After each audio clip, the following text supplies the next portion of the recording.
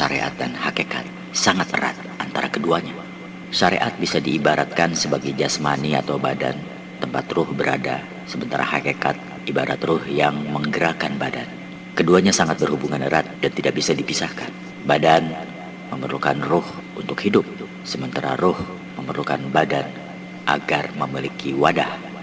Imam Malik mengatakan bahwa seorang mukmin sejati adalah orang yang mengamalkan syariat dan hakikat secara bersamaan tanpa meninggalkan salah satunya. Ada pernyataan yang cukup terkenal. Hakikat tanpa syariat adalah kepalsuan, sedangkan syariat tanpa hakikat adalah sia-sia.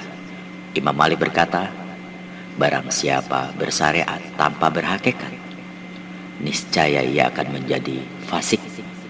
Sedangkan berhakikat tanpa bersyariat, niscaya ia akan menjadi zindik. Barang siapa menghimpun keduanya, syariat dan hakikat, ia benar-benar telah berhakikat. Syariat adalah hukum-hukum atau aturan-aturan dari Allah yang disampaikan oleh Nabi untuk dijadikan pedoman kepada manusia, baik aturan ibadah maupun yang lainnya. Apa yang tertulis dalam Al-Quran hanya berupa pokok ajaran dan bersifat universal. Karenanya Nabi yang merupakan orang paling dekat dengan Allah dan paling memahami Al-Quran menjelaskan aturan pokok tersebut melalui ucapan dan tindakan beliau. Para sahabat menjadikan sebagai pedoman kedua yang dikenal sebagai hadis, dan ucapan Nabi bernilai tinggi dan masih syarat dengan simbol-simbol yang memerlukan keahlian untuk menafsirkannya.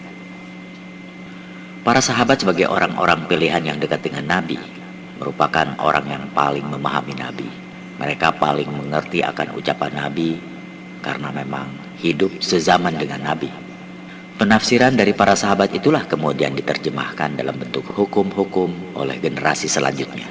Para ulama sebagai pewaris ilmu Nabi melakukan ijtihad, menggali sumber utama hukum Islam, kemudian menerjemahkan sesuai dengan perkembangan zaman saat itu.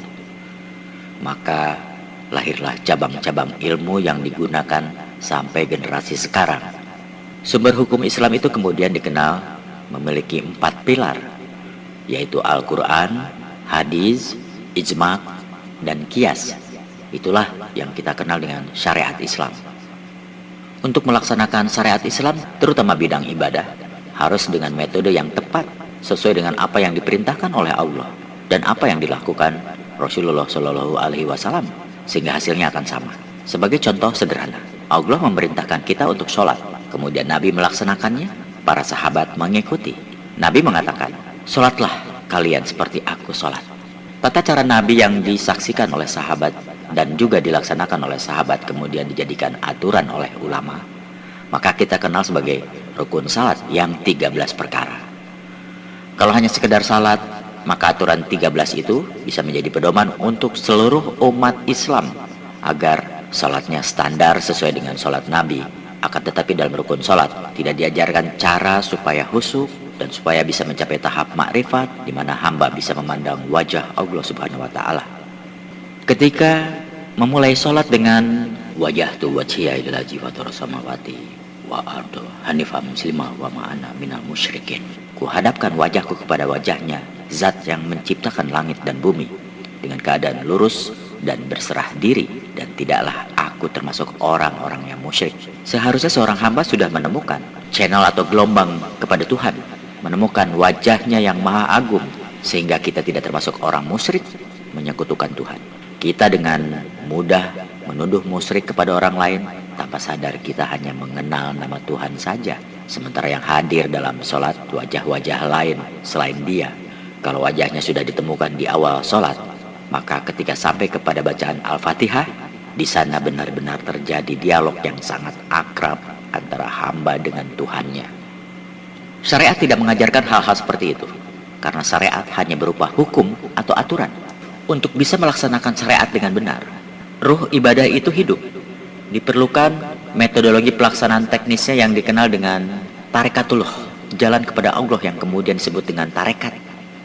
Jadi tarekat itu pada awalnya bukan perkumpulan orang-orang mengamalkan zikir. Nama tarekat diambil dari sebuah istilah di zaman Nabi, yaitu Tarekatus Sirriyah, yang bermakna jalan rahasia atau amalan rahasia untuk mencapai kesempurnaan ibadah. Munculnya perkumpulan tarekat di kemudian hari adalah untuk menyesuaikan dengan perkembangan zaman, agar orang-orang dalam ibadah lebih teratur, tertib, dan terorganisir seperti nasihat Sayyidina Ali bin Abi Thalib. Kejahatan yang terorganisir akan bisa mengalahkan kebaikan yang tidak terorganisir. Kalau ajaran-ajaran agama yang kita kenal dengan syariat itu tidak dilaksanakan dengan metode yang benar, tarekatullah, maka ibadah akan menjadi kosong, hanya sekedar memenuhi kewajiban agama saja. Sholat hanya mengikuti rukun-rukun dengan gerakan kosong belaka. Badan bergerak mengikuti gerakan sholat, namun hati berkelana kemana-mana. Sepanjang sholat akan muncul berjuta hayalan, karena ruh masih di alam dunia, belum sampai ke alam rabani. Ibadah haji yang memunculkan puncak ibadah diundang oleh maharaja dunia akhirat. Seharusnya di sana berjumpa dengan yang mengundang, yaitu pemilik Ka'bah, pemilik dunia akhirat, Tuhan seru sekalian alam. Tapi yang terjadi, yang dijumpai di sana hanya berupa dinding-dinding batu yang ditutupi kain hitam. Pada saat wukuf di Arafah itu adalah proses menunggu dia yang dirindui oleh sekalian hamba untuk hadir dalam kekosongan jiwa manusia. Namun yang ditunggu tidak pernah muncul. Di sini sebenarnya letak kesilapan kaum muslim di seluruh dunia. Terlalu disibukkan aturan syariat dan lupa akan ilmu untuk melaksanakan syariat itu dengan benar, yaitu tarekat. Ketika ilmu tarekat dilupakan, bahkan sebagian orang bodoh menganggap ilmu warisan Nabi ini sebagai bid'ah, maka pelaksanaan ibadah menjadi kacau balau. Badan seolah-olah khusyuk beribadah, sementara hatinya lalai menari-nari di alam duniawi. Dan yang didapat dari sholat itu bukan pahala, tapi ancaman neraka wa'il. Harus diingat bahwa lalai yang dimaksud di sini bukan sekedar tidak tepat waktu, tapi hati sepanjang ibadah tidak mengingat Allah. Bagaimana mungkin dalam sholat bisa mengingat Allah kalau di luar sholat tidak dilatih berzikir, mengingat Allah? Dan bagaimana mungkin seorang bisa berzikir kalau jiwanya belum disucikan?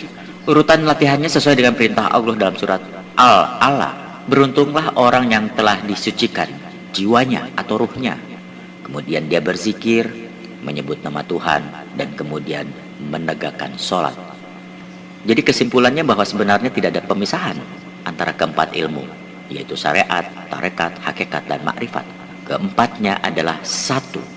Iman dan Islam bisa dijelaskan dengan ilmu syariat, sedangkan makom ihsan hanya bisa ditempuh lewat ilmu tarekat.